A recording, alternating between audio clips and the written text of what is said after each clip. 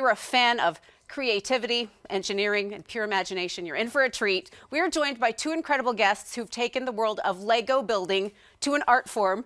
We've got Corey Samuels right here, champion of Lego Masters Season 3, and fellow Lego Master Tim Hutchings. Welcome. Thanks for being here. Appreciate it. Thanks for having us. I may have knocked over the head of this one a little bit, but that's part of the build, right? Of course. That's the whole That's the whole beautiful thing about Lego. You can literally just build it again.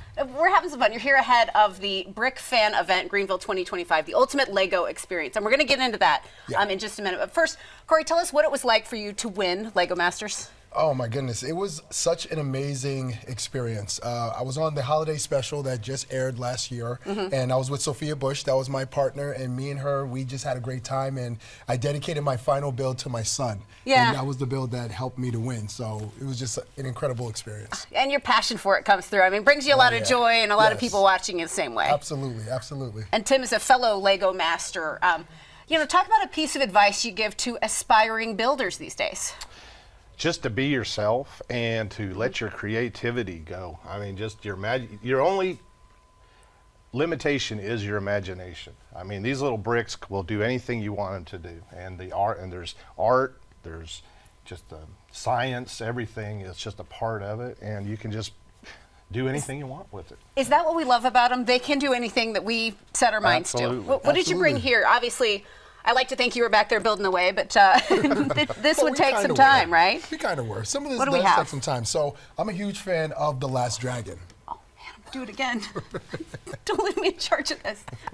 Okay. So I'm a huge fan of The Last Dragon, and this year is the 40th anniversary of The Last Dragon. So I commemorated the film by making Sho'nuff without the hair. So he got a haircut. And Leroy Green. Leroy Green's head did fall off earlier. Yes, it did.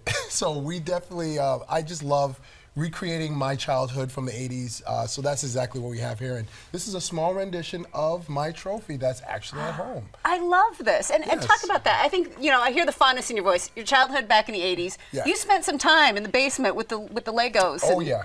This was a special time. That was my thing. I used to go to a preschool, and all I did was play with the Lego. I didn't interact with no one. I didn't play with any other toy. It was just Lego. Yeah. My parents saw that. They said, go ahead, get creative. And then the next build. So the Wild West is my thing. I've got a giant Wild West build that I haul all over the country. And so these kind of were little features to go along with that. Actually, they have us do little creative builds before filming starts. And so these two were kind of made in preparation for that. But we got Spike and George, my partner on the show, the other Tim, actually made the Gila monster there. And then this was just, I was in Texas. Yeah. That's why I see that. The show actually made these for us.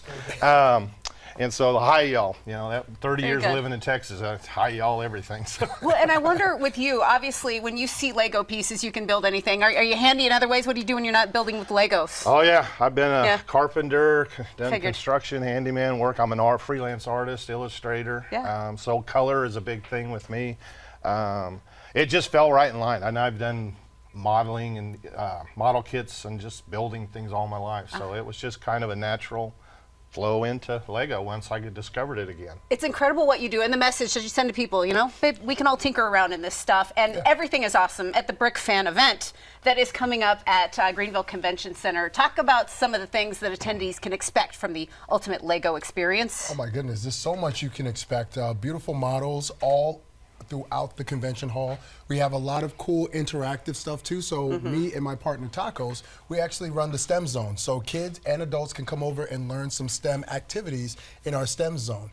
We have the bridge challenge, strongest bridge challenge. That's always fun. We have a mosaic wall. So it's literally, you're not just coming in to look at models, you're going in and you're going to experience Lego the way we experience Lego every single day. And that's the coolest part. And I'm sure it's fun to see the images. Kids are in awe to see what you do and what they can do. What do you hope they gain from kind of interacting with you and all the events happening?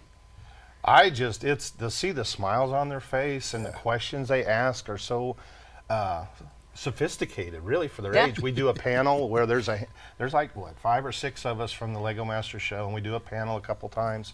And some of the questions they come up with are just fantastic. I mean, they're ready to learn, and they want to take their hobby to the next level. Well, and it's kind of cool because unlike the childhoods you talk about, you know, independently kind of playing with Legos, Middle schools now have kids in Lego robotics. They know next level stuff they Yeah. can do. I'm sure sometimes these kids impress you. Absolutely. First Lego League, that is the league Yeah. that, you know, handles all of that cool robotic stuff. I'm one of the counselors at a Chattanooga chapter, so Awesome. I love seeing the kids come up with different ways of using Lego, the way that they communicated through the technology. It's amazing what kids are learning today, and I'm happy that we're a part of it.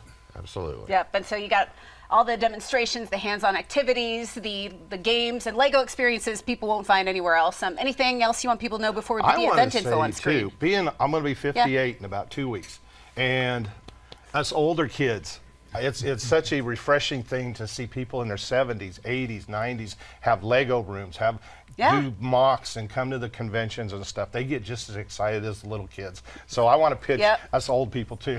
It's good for everybody. We can create anything we set our minds to. Absolutely. Awesome. Well, thank you so much. We appreciate you coming by here. And Thanks for people having want to us. come out and see you this weekend. You can learn more. Brick Fan Event Greenville 2025 is at Greenville Convention Center. Open Saturday from 10 to 5, Sunday from 10 to 4. Tickets are on Eventbrite starting at $20.